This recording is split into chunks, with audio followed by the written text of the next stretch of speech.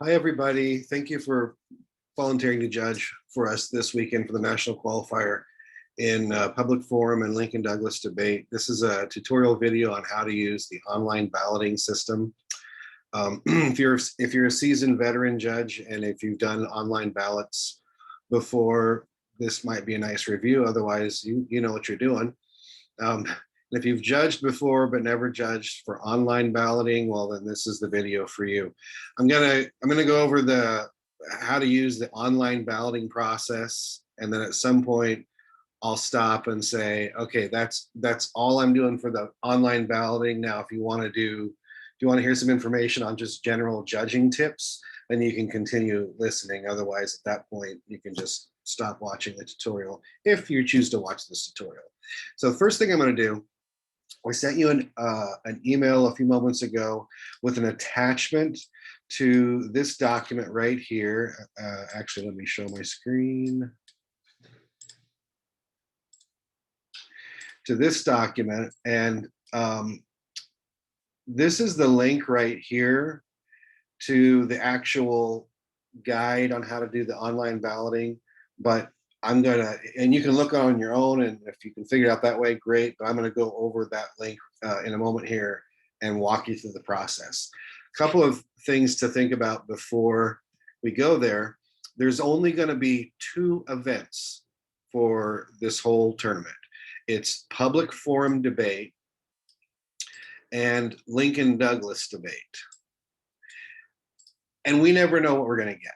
So if you're scheduled for, say, 2 rounds, you might get 2 public forum debate rounds. You might get 2 Lincoln Douglas debate rounds. You might get 1 of each. We really don't know. It's whatever the tabroom.com program says, this is what we need, and it assigns based on that. Okay, so what I want to go over quickly on public forum debate, it is a 2-person versus 2-person event. This is what the kids are going to be debating. They've already got their cases written, everything's ready to go. There's only one odd thing about public forum debate. It's the only kind of debate that before the round, they're gonna flip a coin. One of those 4 kids is gonna have a coin. They're gonna flip a coin, or you can flip the coin, doesn't matter. And whichever team wins, they get to decide, that person and their partner get to decide, do we want to be on the affirmative supporting this or the negative arguing against it? Don't worry, they have cases for both. Or does the winner want to say, you know what, we want to choose if we're going to go first or second. So the only tricky part to public forum debate is before the debate actually begins. Once the winner has chosen, let's say one of the teams said, okay, you know what, we're going to go on the affirmative. We're going to support the resolution. So their opponents get to then choose if they want to speak first or second. And if their opponents say, you know what, we're going to speak first. So in that case, because since the other team picked affirmative and then the other kids have to be negative, but the other kids picked to go first, the first speech will actually be a negative speech against this. Normally, the first speaker always goes for the affirmative, and then the next speaker goes negative. But in this event, they get to choose which side. And all that means for you as the judge is once they've figured that out, you need to make sure that the drop-down menu next to their names, I've got it highlighted here, is accurate. So if you need to change something like, well, right now it says this team is affirmative, but they just picked negative. So you just have to change the drop down. Okay. And I find even as a veteran judge, I always make the change.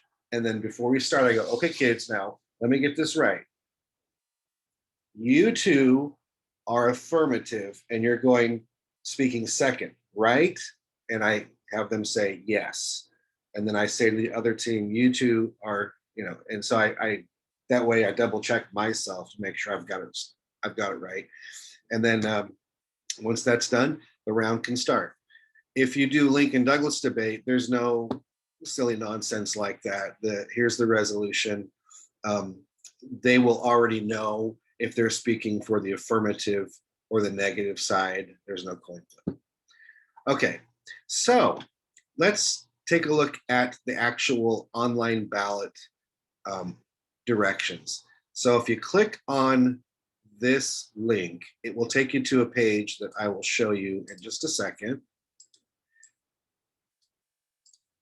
There we go. It will take you to this page. The only problem with this page is it looks like, oh my gosh, that's a lot of information. Yeah, most of it doesn't apply to this. So right here, it's how to use online ballots. That's all you care about, and how to submit results and do comments. Okay, so you can, I'm just going to go down here to the parts that actually mean something to you. Well, you gotta log into your account on tabroom.com.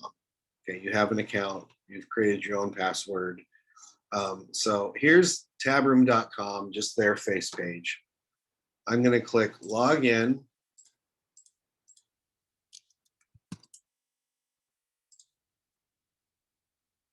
Okay, now I've logged in to the face page. Mine looks a little bit different than yours would look.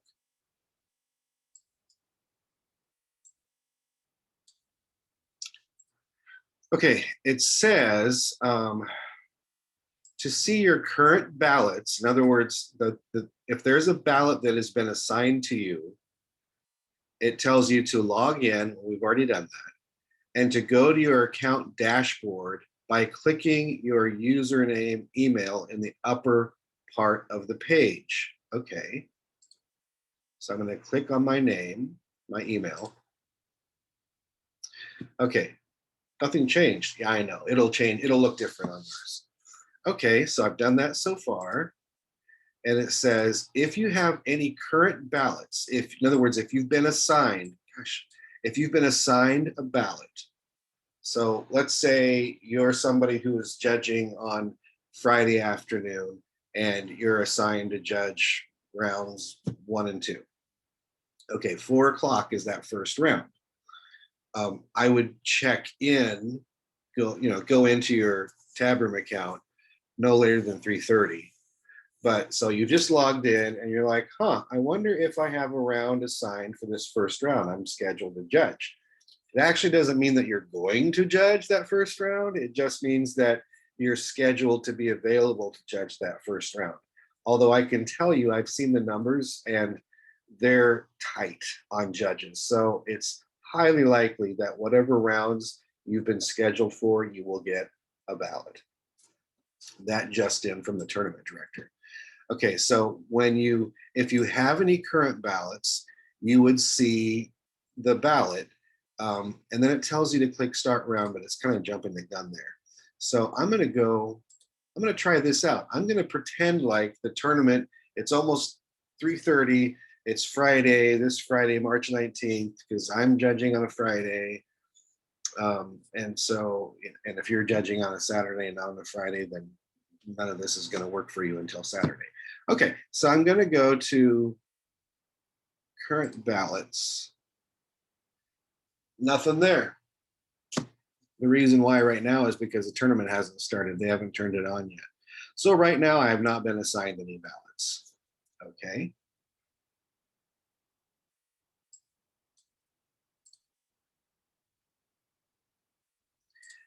If you don't see a ballot, you can check on upcoming rounds by clicking the upcoming link in the sidebar and then looking for the enter button for your tournament you're attending. Okay.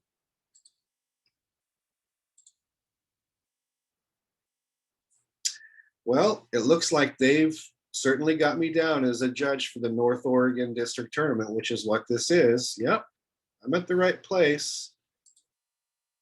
Yeah, no ballots. Okay, so right now I don't have any ballots. That doesn't mean that I get to go, forget everything, right? Because the tournament hasn't started yet. But let's use that example. It's 3:30. I logged into my account. I'm supposed to be judging round 1 on Friday at 4 o'clock. And it doesn't say current ballots. It doesn't say I have a ballot yet. Okay, that's fine. I need to wait. I need to wait a while. I should keep checking. Now, if I put in my own, on my personal Tabroom account, if I had put my phone, my cell number and my provider in when I registered, and if you didn't, you can still do that. I should get a text notification when I have a ballot as a backup, but they'll also send it to my Tabroom account. But let's say it's getting awfully close to 4 o'clock and I haven't gotten a ballot yet. Does that mean I'm not getting a ballot? Maybe, but maybe not. And actually, on the final check email that I'll be sending out, I will put on there a link to a judge's room. And if you're like, hey, I was supposed to start at 4 o'clock, it's 4 o'clock, I haven't gotten assigned a ballot. What should I do? Does that mean I'm off the hook? The email that I'm going to send you is going to say, go to the judge's room, and I'll have the link on there. And that's basically, there'll be one of the tournament staff will be there, and you can just say, hi, I didn't get a ballot, is everything cool? And they'll say, hold on a second, just in case somebody doesn't show up, and we might need to assign a different round to you. And then at some point, and see, basically you'll just hang out there for a while. It's like a Zoom call, a Zoom video session. And at some point they'll either say, oh, hey, Joe, yep, we had a judge didn't show up and we got to replace them. We're going to assign this round to you. Or they're going to say, oh, hey, Joe, everything's cool. We got all the judges we need for this first round. It just turns out you didn't get assigned a ballot this round. Oh, okay. Does that mean I'm off for the rest of the day? Well, no. I mean, if you signed up to judge, like, 2 rounds or all day Saturday or whatever it is, you're still there. It just means that round they didn't give you one. But like I said, you're probably going to get a ballot every round. Okay, so at some point you're going to get a ballot. All right, so great. When I click current ballots, and then it changes and it goes, oh wait, it looks like I do have a round. What do I do then? All right. It will look like this. Oh, it will say what the event is over here. It'll say what time it's supposed to start. And it'll say which kids are going to be in the room. For public forum, you'll see 4 names. For Lincoln Douglas debate, you'll see just 2. Although for public forum, it won't say AF or neg, because like I said, they have to flip to decide who's going to be that person. Once you see that, go ahead and click start round. Wait a second, my round starts at 4 and it's only 3:45. Yeah, go ahead and click it, even if you're not ready to start the round, because all that's going to do is tell the tournament director, tournament staff, yep, that judge knows they're supposed to judge that round, and they've actually gone into the room, not physically, obviously, but if you don't click start round, if you wait until, oh, it's not 4 o'clock yet, they're going to go, uh-oh, this judge doesn't know they have a round. Are we going to have to replace them? And by the way, if you are assigned a ballot and you don't do the round, they're going to charge me $50 every time. So please help me out. If you run into any technical issues, you can also contact, there'll be a button on your account to contact the tab staff. I'll also include my cell phone, so you can always text me and say, oh my gosh, my computer's crashing, I can't get in, or something. I might be able to help troubleshoot that with you. Okay, so we've clicked start round. And if it's PF, you've done the whole flip coin thing, and if it's LD, you haven't. But no matter what, you should always check with the kids. Okay, kids, oh, hello, kids. Good luck to everybody today. You don't have to give them a speech, just greet them and say hello. And then you'll say, now I want to make sure I got this right. According to my screen here, I'm supposed to have Tim Pollard and Dylan Thomas. Are you guys here? And yep, that's us. Okay, Brian Klarman and Kristen Lowe. Is that you? Oh, yeah, that's you. Okay.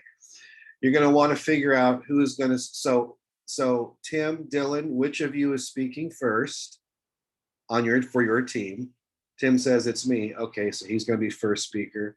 Hey, Brian, Kristen, which of you is speaking first? Kristen says, I am. Okay, So Tim's the first speaker for their team. Kristen's the first speaker for her team. Then Dylan's going to speak. Then Brian's going to speak, just so you're clear about which kid is talking. Because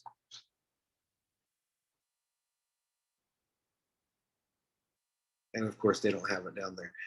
There will be a box that looks like this where you can give notes that, and it will say it's a text box for this team.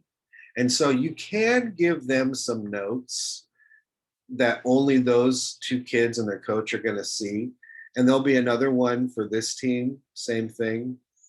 You don't have to do that, but if you want to, sometimes I do. If it's like, if there's something like, Dylan, my goodness, you are so articulate. I just wanted to tell you that you were so easy to understand, and I love that pace that you went at. I could understand you, and you were very clear, whatever. Or, oh my gosh, Brian, you really need to work on how you say things. You come off really aggressive and angry, and that doesn't really help your case. So, I mean, you can do those notes for them if you want to. There's this points thing. What is that? Well, if you can see, it says the range is 1 to 30. I don't know if it's going to say that or if it's going to say 20 to 30 or 30 to 50, whatever range they give you. It's basically just, it doesn't really matter, but the kids kind of want to know, okay, whether I win or lose, how did I do as a speaker? And so usually what I just do is I go, okay, who was the best speaker? Oh, Kristen was the best speaker. Okay, if it's 1 to 30, 30 is great. 1 is, oh my gosh, why are you here? How good was Kristen? Great speaker, not one of the best I've seen, but really good. So I give her a 28. Put 28 on there. You just ask yourself, okay, who was the second best speaker? Actually, it was Dylan. He was like right behind her. She just was a little bit more fluent. So maybe I give him 27 and I go down from there. The speaker points don't really matter, but they're going to want to see them. Okay, so you do that at the end of the round. You do have to click here, and the win goes to, so you got to pick A for neg. So there'll be a drop down, and you put A for neg. And then, isn't this redundant? Yep, they just want to make sure, like if you said AF, that you go over here and also click AF, and then you click submit button. And then you're going to see this big scary thing pop up right here. All it's saying is triple check. Is this what you really mean?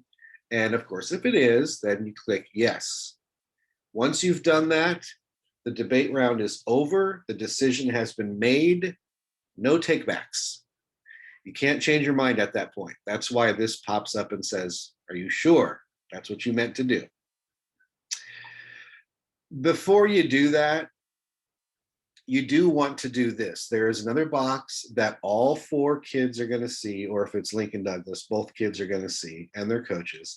And this really is, okay, if I won, what did I do to win? Or if I lost, what did I do that made me lose the round?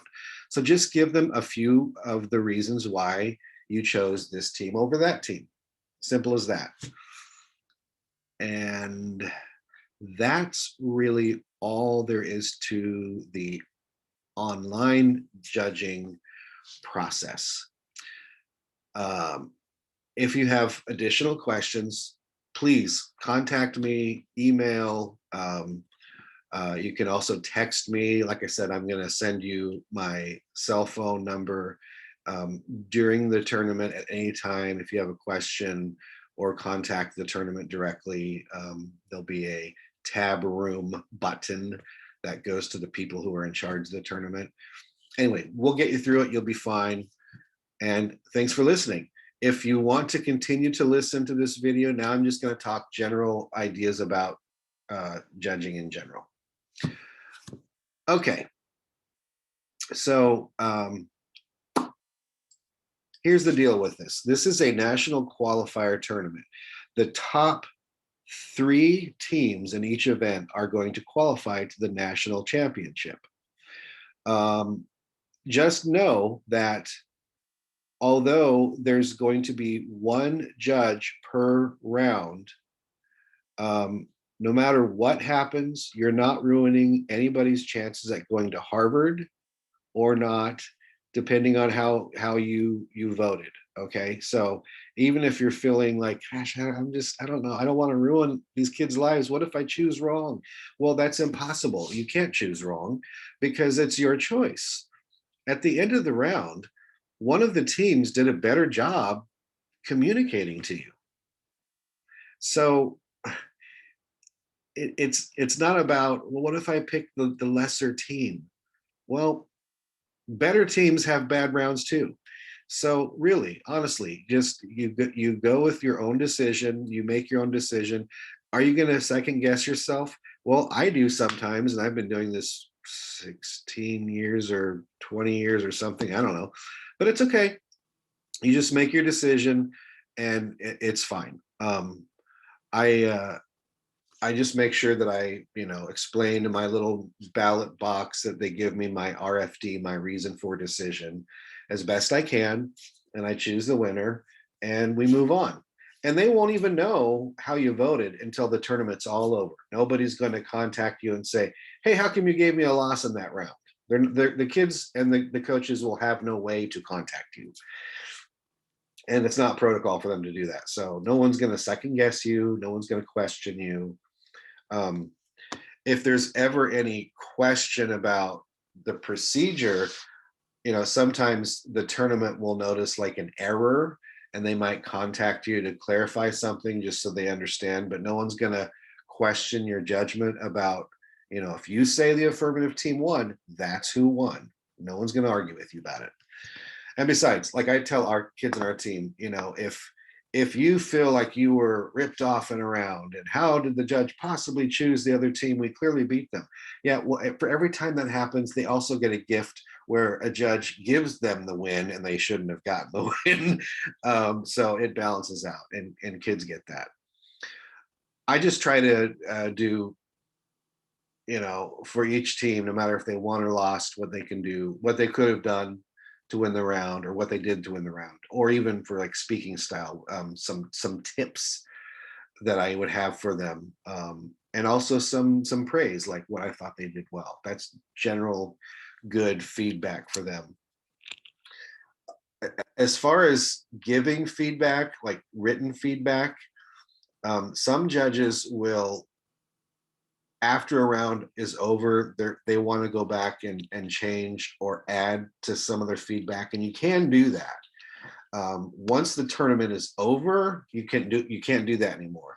But Friday and Saturday, if at any point you wanted to go back and add some more comments, you can do that even after you've submitted the ballot to be counted.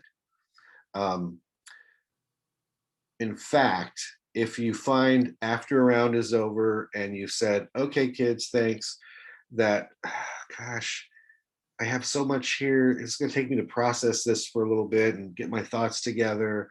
That's fine, but you do need to click, submit the ballot. You can't spend a half an hour gathering your thoughts because the tournament staff are waiting for you to submit the ballot. They can't move on to the next round until all the judges in that round have submitted their ballot. So make your decision, click, submit who won, and then you can go back later and add additional comments if you want to. That's totally fine. Okay. So what am I going to expect when I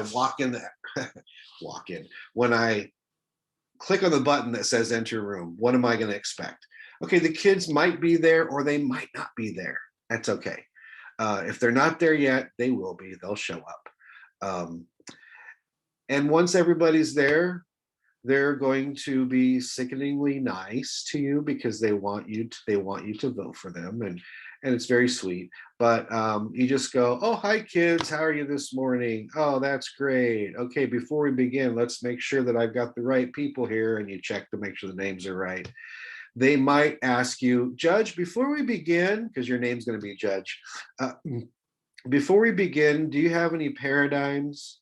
Don't let that word scare you. All they're asking is, "Hey, Judge, what do I got to do to win this round?" And if you're like, "I don't know, debate, good." If that's what you're thinking, You could just say, like if you're new to this, just say, you know what, kids, I'm brand new to judging. So, the best thing is don't talk fast. If you talk really fast, if you mumble, I'm going to have a hard time following what you're saying, and that's probably going to impact whether or not I can vote for you. So there's that. But if you've got any comments for them, go ahead and take a moment and tell them. Some general ones are, hey, I'm looking for you to be assertive and make your point, but not to be aggressive and mean with your opponent. I'm looking for you to be very clear and speak in a pace that I understand. Um, I'm looking for you to prove your claims. So if you're going to say that your opponents did something wrong, I'm going to look for you to actually explain what they did that was wrong. Or if there is faulty logic, can you explain it to me? Don't just say, well, our opponents never really talked about XYZ, so we win that point. Or our opponent's response wasn't as good as our claim, and so we win that point. Well, wait a second. All you did was just tell me what they just said. You didn't tell me why you're right. Those are some general paradigms or your personal view on what a good round is going to look like. And they'll proceed to half the time ignore everything you said anyway. It's very frustrating. One other tip is remember that regardless of the resolution, regardless of what side of the resolution they're advocating for or against, it isn't necessarily their personal opinion. They actually have to show up this tournament with arguments for and against. And much of what they're going to say in their own real lives, they don't personally believe. It's they're trying to win the round. So they're trying to like out debate their opponents. So as best as you can, leave your own personal opinions about the topic or the arguments the kids are making. You never want to say, oh, I can't in good conscience vote for this team because the argument they said is totally not true. That's not how the real world works. Well, okay, but it's their argument. So it drives me crazy when I have to vote for a team that's saying complete nonsense. But if they were winning the round because they, were managed to point out how their opponent's arguments weren't satisfactory and they actually explained the logic to their own arguments, yeah, it happens where you're going to go, oh my gosh, I'm just going to hold my nose and vote for this team, even though I hope this isn't what the kids really believe, because you don't know. They may indeed not believe that. So just we like to say, please check your personal view of things at the door, and just vote on the merits of their argument. And then yeah, so when the round's happening, you just listen. There'll be a timer on your screen. You can time if you want. I usually tell the kids, hey, will you guys time yourselves? It's one less thing for you to have to pay attention to while judging. That would be a helpful thing for you to do. And then you just listen. You take notes. Some judges will take notes on paper and write their notes down. Then they'll type their decision at the end. Some judges type their notes throughout the round. I type my notes throughout the round.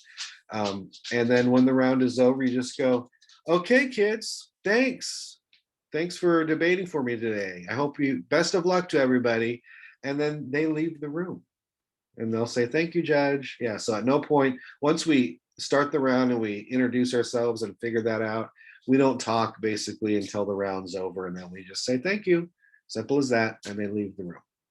Okay, so I think I've covered all the basics. If you have, like I said, further questions, please contact me and I'll be happy to answer those questions.